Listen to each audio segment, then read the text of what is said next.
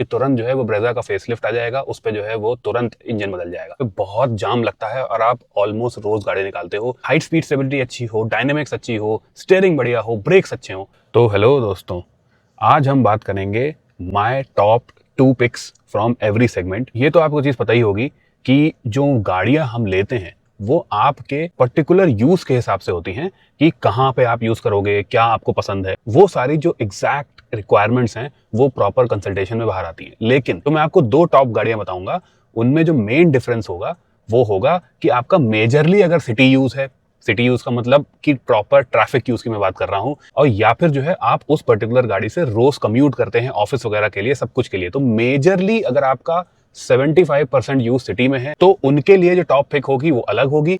और जो लोग सिटी का यूज कमर्शियल ट्रांसपोर्ट से कर लेते हैं लेकिन उनको गाड़ी मेनली ये चाहिए होती है कि कभी घूमना घामना हुआ, लोगों के साथ ट्रिप पे जाना हुआ, फैमिली से मिलने जाना हुआ, और कभी कभी आसपास सिटी में भी जो है वो थोड़ा सा शॉपिंग वगैरह कर ली, या फिर मे बी रिश्तेदार वगैरह के लिए चले, तो वो भी गाड़ी प्रॉपर सिटी यूज में हम नहीं बोलेंगे कि हर समय जाम में फंसी रहती है। वो मेनली गाड़ी आपकी घूमने वाली गाड़ी हुई। ये जो दोनों गाड़ियों में आपको बताऊंगा, इसका मैं रीजन भी बताऊंगा, क्योंकि सबसे ज्यादा डिपेंड करता है आपका इंजन कौन सा है, आपका गियर बॉक्स कौन सा है, और आपकी गाड़ी की राइड हैंडलिंग कैसी है, अलग अलग पैरामीटर्स पे।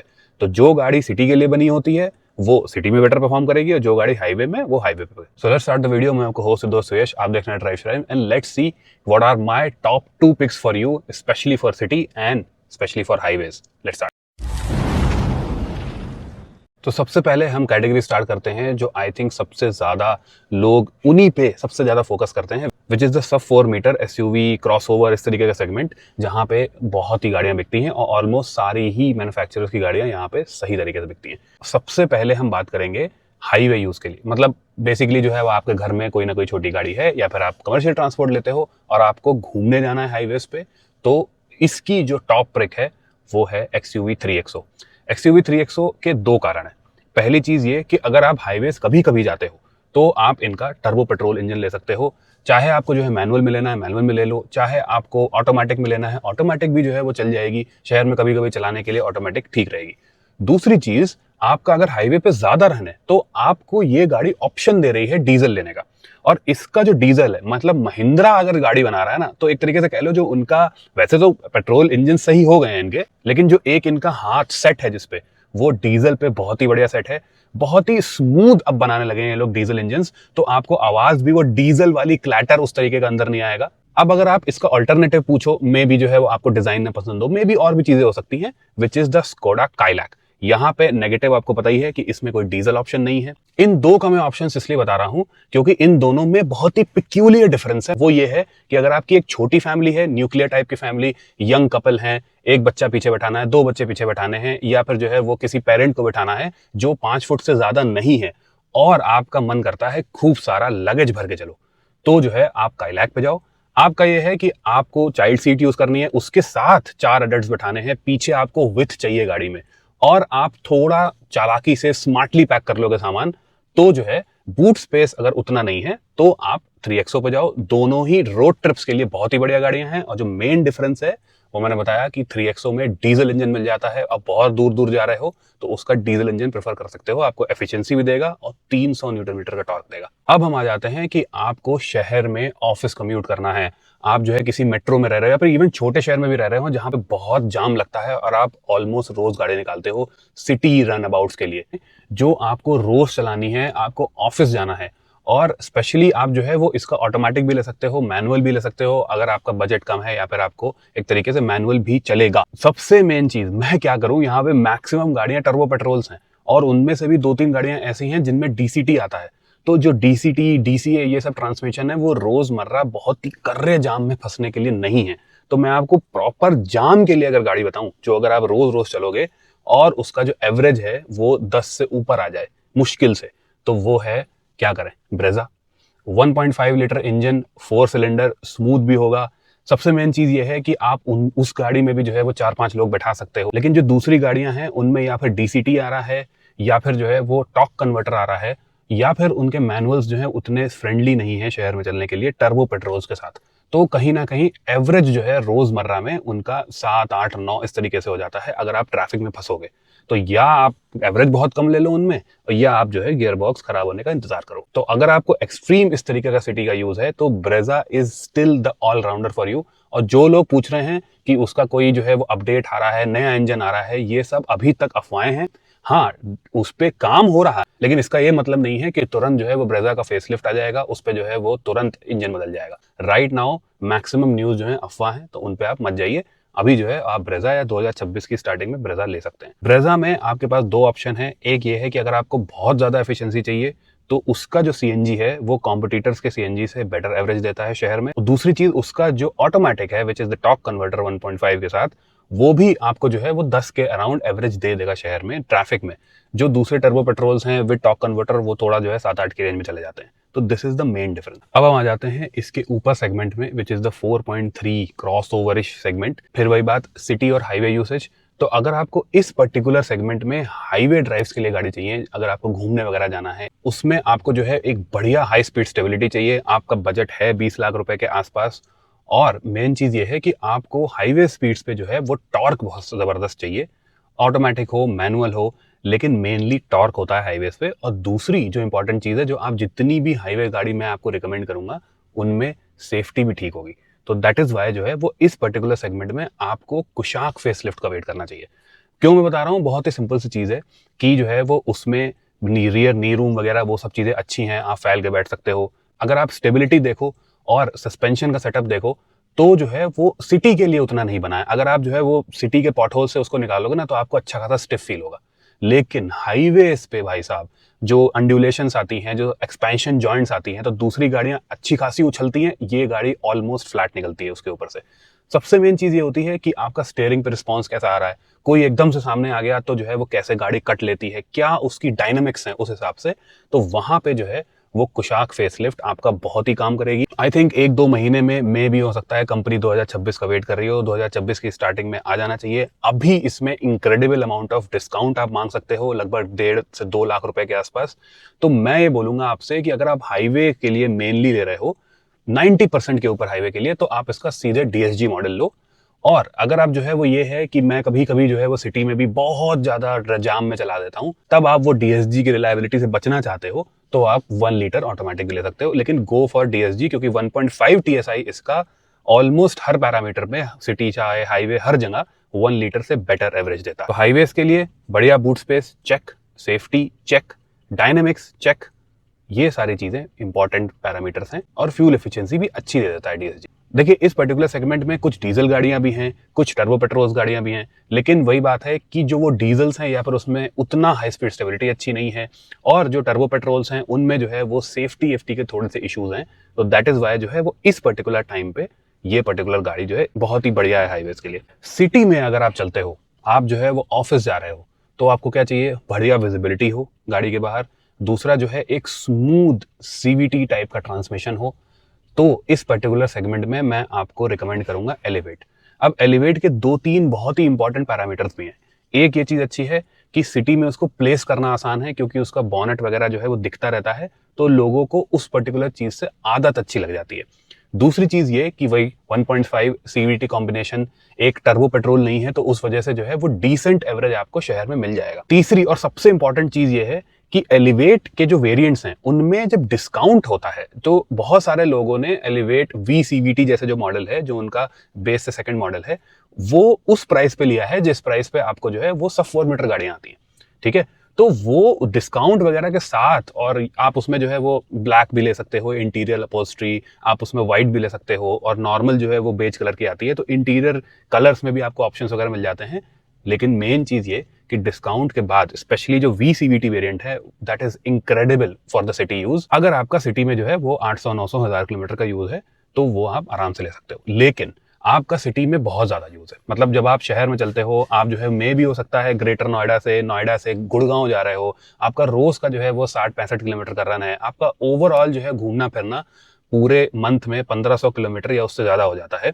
तो मैं रिकमेंड करूंगा कि spend that extra money, long term के लिए सोचो and go for the strong hybrids. चाहे कुछ भी ले लो, विक्टोरियस ले लो, जीवी ले लो, अगर आपको टोयोटा का बैच चाहिए तो आप हाईराइडर लो, अगर आपको आफ्टर सेल्स और वो मारुति का चल जाएगा तो जो है आप जीवी या विक्टोरिस में से भी ले सकते हो। और विक्टोरिस जीवी में भी मैं फ़र्क बता देता हूँ आपको। जो मेन फ़र्क है ना, वो ये है कि विक्टोरिस एक तो रेटेड 5 स्टार है, जीवी का कभी क्रैश टेस्ट नहीं हुआ, और दूसरा जीवी जो है वो पीछे वाली सीटें उसमें रिक्लाइन वगैरह का ऑप्शन आ जाता है। सेकंड टॉप में आपको वेंटिलेटेड सीट्स वगैरह मिल जाती हैं, तो उसका फीचर डिस्ट्रीब्यूशन कह लीजिए थोड़ा बहुत गुंजाइश डिस्काउंट की जीवी में ज्यादा है कंपेयर टू विक्टोरिस, जो फ्रेश है, और ऑब्वियसली फ्रेश चीज जो है उसकी वजह से बिकती है। तो इनमें से आप कोई भी ले सकते हो। अब आ गए हम उस पर्टिकुलर टॉपिक पे या फिर उस पर्टिकुलर कैटेगरी पे जो थोड़ा कम पैसे में आपको बढ़िया गाड़ी चाहिए। तो विच इज, समझ लीजिए आपको जो है वो 10-11 लाख रुपए ऑन रोड के आसपास गाड़ी चाहिए, उससे नीचे चाहिए।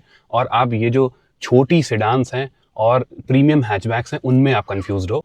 जैसे मैं जो i20 है, अमेज है, इन सबको एक ही कैटेगरी में रखता हूँ, क्योंकि ऑलमोस्ट ये सेडान्स और हैचबैक्स जो हैं वो सेम ही प्लेटफॉर्म पे बनी होती है, बस थोड़ा बहुत ऊपर नीचे होता है, इवन लेंथ भी सेम होती है सब। इन पैरामीटर्स को अगर आप देखें, और आप एक ये है कि सिटी यूज के लिए गाड़ी जिसका सस्पेंशन जो है वो कंपैरेटिवली आपने देखा होगा कि जो हाईवे यूज के लिए मैं गाड़ी बता रहा हूँ उसका सस्पेंशन थोड़ा सा स्टिफ होता है, जो सिटी के लिए बता रहा हूँ उसमें थोड़ा सा सॉफ्ट चल जाएगा। दूसरी चीज ये कि सिटी में मेरे को सीवीटी ट्रांसमिशन बहुत बढ़िया लगता है, और आपका जो एक तरीके से कह लीजिए ठीक ठाक प्रीमियम कैबिन हो, बढ़िया आपका लॉन्ग टर्म रिलायबिलिटी हो, और बहुत ज्यादा अगर ट्रैफिक हो तो इंजन ट्रांसमिशन खराब ना हो जाए, तो उसके लिए जो है वो आप बहुत ही बढ़िया चीज है विच इज अमेज सीवीटी, वो देखना। इस सेगमेंट में i20 सीवीटी भी आती है, लेकिन आई वुड रिकमेंड आप जो है वो अमेज लो। उसका इंटीरियर थोड़ा सा ब्राइट वगैरह थोड़ा ज्यादा लगता है। अकेली गाड़ी है, छोटी गाड़ी, जिसका थोड़ा बहुत बोनट भी दिखता है, तो उसमें जो है वो मैंने देखा है कि लेडी ड्राइवर्स को थोड़ा सा बेटर लगता है। तीसरी चीज ये कि ऑब्वियसली आपको पता ही है होंडा की रिलायबिलिटी 10 साल का, आप उसमें इवन एक्सटेंडेड वारंटी भी करवा सकते हो। तो बहुत सारी चीजें हैं जो उसके फेवर में जाती हैं। जरूरी नहीं है कि आप उसमें एडास वगैरह ही लो, वो सब चीजें ना भी लो। लोअर मॉडल्स में अगर आप उसका सीवीटी ले लो तो बेसिक टच स्क्रीन वगैरह सारे इंपॉर्टेंट फीचर्स आपको मिल जाते हैं, एलईडी हेडलाइट्स वगैरह सब कुछ है, तो उससे आपका बहुत ही बढ़िया काम चल जाएगा। और आपको जबरदस्ती जो है ऊंची गाड़ियां लेने की जरूरत नहीं है, सिटी के पॉटहोल्स वो ठीक ठाक तरीके से झेल लेती है। अब देखो वही बात है, अगर आप सिटी में आपको बहुत यूज है तो आप किसी दूसरी गाड़ी का जो है वो सीएनजी पे जाना ही पड़ेगा और मैनुअल लेना पड़ेगा। लेकिन अगर आपका जो है वो कंपैरेटिवली जो है वो ओके यूज है, लेकिन बहुत ही कर्रे ट्रैफिक जैम में है, तो इसका CVT is much much better than other AMTs. अब आपको इस सेगमेंट में एक हाईवे क्रूजर चाहिए, तो मैं कैसे बोल सकता हूँ, अकेली हैचबैक जिसमें डीजल आता है, तो why not a proper diesel.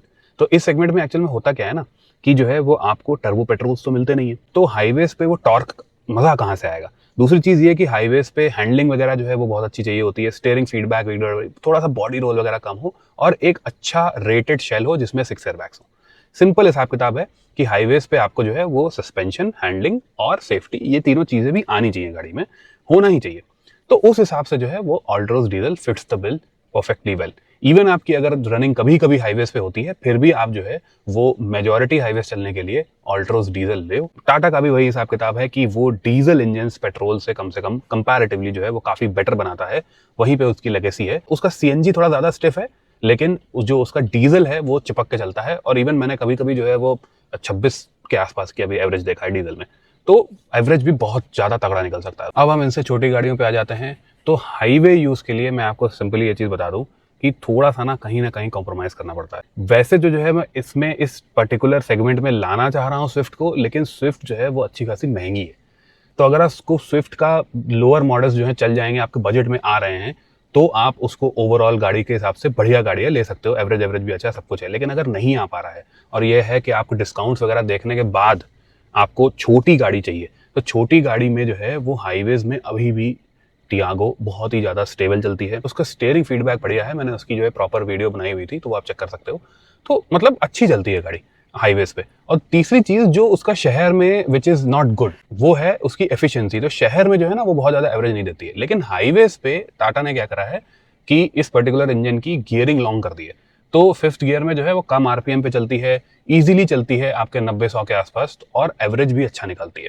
तो इस वजह से जो है वो लॉन्ग ड्राइव पे आपका एवरेज भी ठीक आ गया, दूसरा आपकी स्टेबिलिटी भी सही हो गई, और तीसरा एक सॉलिड गाड़ी की फीलिंग है। और सबसे मेन चीज ये होती है कि अगर आपका लॉन्ग ड्राइव में तेज चल रहे हो आप और एकदम से कोई गड्ढा आ गया है, कुछ आ गया, तो ये गाड़ी जो है वो उतना धमाक से जो है वो रैटल नहीं करेगी आपके पैसेंजर्स को, सबको, जितना जो है वो छोटी गाड़ियां हिल जाती हैं बड़े गड्ढे पे एट हाई स्पीड्स। तो दैट इज वाई जो है सस्पेंशन भी अगर हम रोल ले लें तो टियागो बहुत ही बढ़िया एक हाईवे गाड़ी है। लेकिन अगर आप शहर में देख रहे हो, अगर आप रोज जो है वो ट्रैफिक जैम में, वही बात आ गई, फंसते हो, और आप ये चीज देख रहे हो कि गाड़ी स्पेशियस हो, अच्छी भी लगे और बेसिक जो शहर की सेफ्टी होती है, 6 एयरबैग्स वगैरह जो है वो कवर्ड हो उनमें। और सबसे मेन चीज़ ये कि आपको जो है वो एक ऑटोमेटिक बढ़िया चाहिए। तो यहाँ पे सारे AMTs हैं, लेकिन AMTs की जो ट्यूनिंग है वो अलग अलग है। तो AMT का जो बहुत ही बढ़िया ट्यून है that is in i10 Nios. तो नियोस में मैंने एक चीज नोटिस करी है कि कोई लेडी भी चला रही है, कोई जो है वो आदमी भी चला रहा है, ऐसा जो है वो आराम से, वो इजी टू गो गाड़ी है, उसका ओवरऑल विजिबिलिटी वगैरह अच्छी है, उसके AMT की स्मूथनेस बहुत ही अच्छी है। और दूसरी चीज ये कि सबसे मेन उसमें अच्छा खासा डिस्काउंट मिल सकता है। वो उतनी सेल नहीं होती है Hyundai की, दैट इज वाई जो है उसमें आप ठीक ठाक डिस्काउंट मांग सकते हो AMT के अंदर। इसी वजह से जो है वो डिस्काउंट के बाद उसका प्राइस अच्छा खासा कंट्रोल में आके आप उसको ले सकते हो। अब हम बहुत ही इंपॉर्टेंट प्राइस सेगमेंट की बात कर लेते हैं, थोड़ा ऊपर वाला। लेकिन वही बात है कि इसमें जो है वो सिटी और हाईवे में आपको बहुत ही क्लियर फर्क है। एक चीज बताऊंगा, अगर आपको मेनली सिटी के लिए गाड़ी चाहिए अबव 20 लाख रुपीस, मतलब वही चीज 23, 24, 25 इस तरीके से लोग, तो कोई भी पेट्रोल डीजल गाड़ी ऐसी नहीं है जो इसका साइज जो है ठीक हो, उसका जो है वो विजिबिलिटी बहुत ही बढ़िया हो। इवन मेन चीज आ जाती है कि सिटी में चलने में एवरेज भी बहुत कम हो जाता है, इवन डीजल गाड़ियों का भी। और वही बात कि अगर आप डीजल लोगे और सिटी में बहुत ज्यादा चलोगे, सिटी सेंट्रिक गाड़ी होगी, तो क्या होगा, तो आएगा उसमें DPF एरर। पेट्रोल लोगे यहाँ पे तो वही चीज आपका 5-6 का एवरेज आएगा, चाहे हेक्टर प्लस हो गई, चाहे XUV 700 हो गई, उन सब चीजों का। तो अगर आप वो एवरेज कर सकते हो तो आप जो है वो XUV 700 वगैरह में भी उसका जो फेसलिफ्ट आ रहा है वो ले सकते हो, उसके लिए वेट कर सकते हो।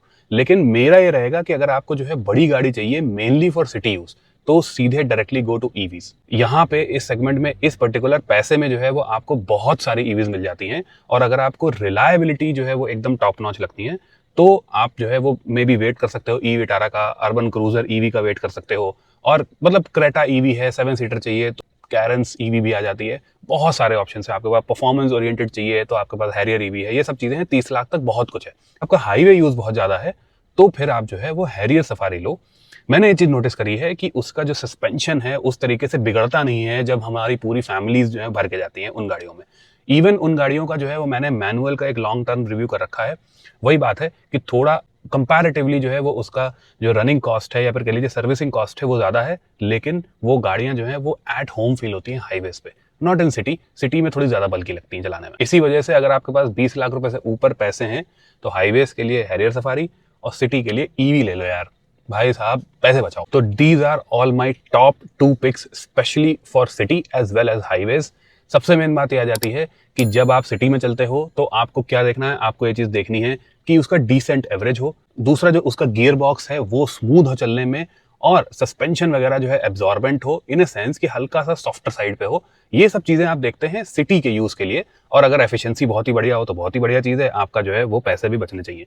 लेकिन जब आप हाईवेज के लिए देखते हो तो अलग चीजें आ जाती हैं, हल्का सा स्टिफर सस्पेंशन हो, और दूसरा लोड वोड बैठाने के बाद जो है दबे नहीं, अच्छी तरीके से जो है वो उसका सेफ्टी प्रूवन हो, बढ़िया प्लेटफॉर्म हो, है ना, और हाइट स्पीड स्टेबिलिटी अच्छी हो, डायनेमिक्स अच्छी हो, स्टीयरिंग बढ़िया हो, ब्रेक्स अच्छे हो। तो ये सारी चीजें जो है ना वो जब मिलती हैं तब जो है उस तरीके का कॉम्बिनेशन बनता है। एंड दैट इज वाई आपको अपने यूज के हिसाब से गाड़ी लेनी चाहिए। आप लोगों ने मेरे को कंसल्टेशन में बहुत प्यार दिया है, thank you for that. But आप लोग फिर भी सब्सक्राइबर काउंट में उतना प्यार नहीं दे रहे हो। मैक्सिमम लोग जो चैनल पे आते हैं वो बिना सब्सक्राइब करे चले जाते हैं, जिसकी वजह से वो प्रेरणा नहीं मिल पा रही है। प्रेरणा वाली नहीं, इंस्पिरेशन वाली प्रेरणा नहीं मिल पा रही है। Let me know in the comments below आपको वीडियो कैसी लगी। अगर अच्छी लगी हो तो लाइक, अगर आप पहली बार चैनल पे आए हैं तो सब्सक्राइब टू द चैनल। किसी भी गाड़ी में किसी भी तरीके की कंफ्यूजन है आपको अभी भी, तो कंसल्टेशन की डिटेल्स आपको बहुत ही आराम से डिस्क्रिप्शन में मिल जाएंगी। अगली वीडियो में मिलते हैं, तब तक के लिए बाय।